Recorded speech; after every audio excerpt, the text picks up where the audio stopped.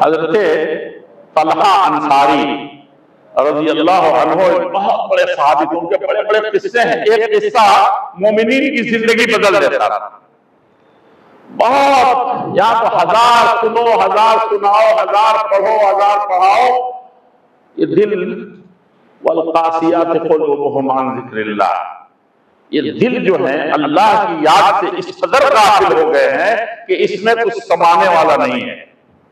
सुम्मा क़सत क़ुलूबुहुम, फिर इनके दिल, अल्लाह ताला ने फरमाया कि बनी इस्राइल को मैंने 8 ऐसी निशानियां दिखाई थी कि एक देख करके पूरी नस्ल के नस्ल सुधर जाती, ईमान वाली हो जाती, बंदों का हक पहचानने वाली हो जाती, दुनिया में जीने का सलीका सीख जाती, जिल्लत और नकबत जो फिरौन ने उसके ऊपर जुल्म के पहाड़ तोड़े हैं, ये उससे बच जाए। अल्लाह ताला फरमाते हैं बड़ी बड़ी निशानियां भी होते हैं, थोड़ा सा रोते हैं, 1 मिनट के लिए रोते हैं, गिड़गिड़ाते हैं, और फिर वही ये चाल बेढंगी जो पहले थी वो अब भी है। 1,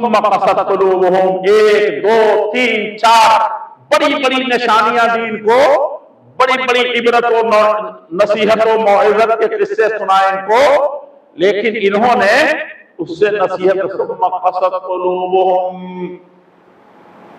फिर उनके दिल पत्थर हो गए, बहुत सख्त हो गए, अल्लाह की याद नहीं करते थे। अल्लाह को बुला दिया, आया और चला गया, आई मुसीबत चली गई। तो हज़रत तलहा अंसारी रज़ी अल्लाह ताला अन्हु फरमाते हैं कि एक दिन अल्लाह के नबी सल्लल्लाहु अलैहि वसल्लम के पास बैठे हुए, ये मजलिसों का मामला भी बड़ा अजीब है। जो मजलिसें छोड़ता है एक, अब तो मजलिस है तो ही की मजलिस है, कहकहे की मजलिस है, दुनिया से और उस मजलिस में बैठ जाएंगे तो दुनिया में और ज्यादा डूब जाएगी, अल्लाह की याद वाली नहीं। सलफ बड़ा अफसोस करते थे जबकि उनके यहाँ मजलिसें बड़ी अच्छी होती थी, ईमान वाली होती थी, अल्लाह की याद वाली मजलिस होती थी, लेकिन उनके जमाने में इक्के दुक्के मजलिसें जो दुनियादारी के लिए होती थी, प्लाटिंग के लिए, और किसी न किसी दुनियादारी में, तो उस वक्त भी वो दहल जाते थे कि ऐसा ना हो कि दिल पत्थर हो जाए, ऐसा ना कि अल्लाह का अज़ाब नाज़िल हो। और मेरे ख्याल से पता नहीं कितनी मतलब बताया होगा कि हारून रशीद से ज्यादा बड़ा किसी बड़ी काबीना किसी को थोड़े देते, और उतना बड़ा, उतनी बड़ी पर्सनालिटी भी कोई नहीं थी हारून रशीद। अजीब कमाल था वो तो। कोई मजलिस बिला किसी कुरान और हदीस या बिला किसी नसीहत के वो रखता ही नहीं। क्या वो लोग दुनिया नहीं कमाते थे क्या? हारून रशीद से भी ज्यादा किसी की बड़ी हुकूमत थी, उससे भी ज्यादा चैलेंजेस थे, उससे भी ज्यादा फतूहात दुनिया में किसी ने किए, उससे भी ज्यादा मुस्तहकम हुकूमत किसी ने कायम की। हमारी अक्ल मारी गई है, हमने अपने आप को ही नहीं समझा है, बैठ करके गाली दे रहे, कोई भैया को गाली दे रहा है। अब तो वो जिन पर आसमान और जमीन उनकी सनाखानी से नहीं रुक सकते, खुलफाए राशिदीन उनको भी अपनों नहीं छोड़ रहे।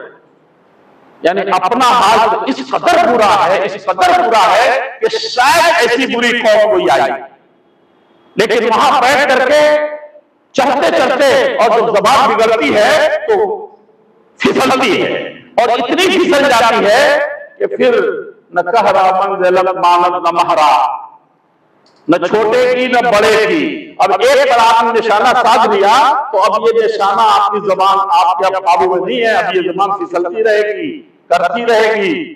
तो ये बनु अब्बासिया का क्या है? बनु अब्बासिया की कोई खातिर भी नहीं लाता है। कमाल है। मैं देखता हूं इन लोगों को जो इस तरह के हमारे भाई हैं, जब लिखते हैं तो क्या कोई तकरीर करेगा, क्या कोई लिखेगा?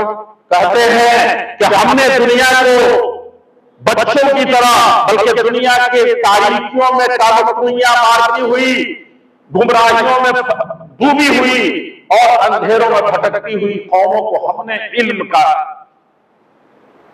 इसका उसका दुनिया को दिखाया हमने। वरना जहालत इतनी थी इनके यहाँ कि मत पूछो, बहुत जाहिल कौम थी ये, और हम मुसलमानों ने यह कर दिया, वह कर दिया, ऐसे किया, दुनिया को साइंस दी, दुनिया को टेक्नोलॉजी दिया, दुनिया को ओखलैजिस दिया, दुनिया को अलजबरा दिया, दुनिया को पता नहीं क्या दिया हमने। और जब मजम्मत करने पर आते हैं तो लगता है कि वो और उनकी कोई छोटी सी जमात या चंद लोग ऐसे हैं जो यही कुरान नाजिल होने के बाद सहाबा भी नहीं। कौन लोग हैं? ये हैं जो अब पैदा हुए हैं, किसी को बख्शने के लिए नहीं, कुछ करने के लिए नहीं, कुछ किसी को बख्शेंगे नहीं। तो एक तरफ उनकी तारीफ के फूल बांधेंगे और कहेंगे कि हमारी जैसी तहजीब, हमारी जैसी तमद्दुन, सिविलाइजेशन और तरक्की में कोई कौम न पहले कोई पैदा हुई न बाद में कोई पैदा हुई, जो मुसलमानों ने कर देखा। और ये बात तो सही है, मुसलमानों ने किया, लेकिन ठीक उसी पीरियड को सबसे ज्यादा बदतरीन पीरियड कहते हैं। दिल दहल जाता है। वैसी जगह ये बताइए कि अल्लाह की रहमत कैसे आए।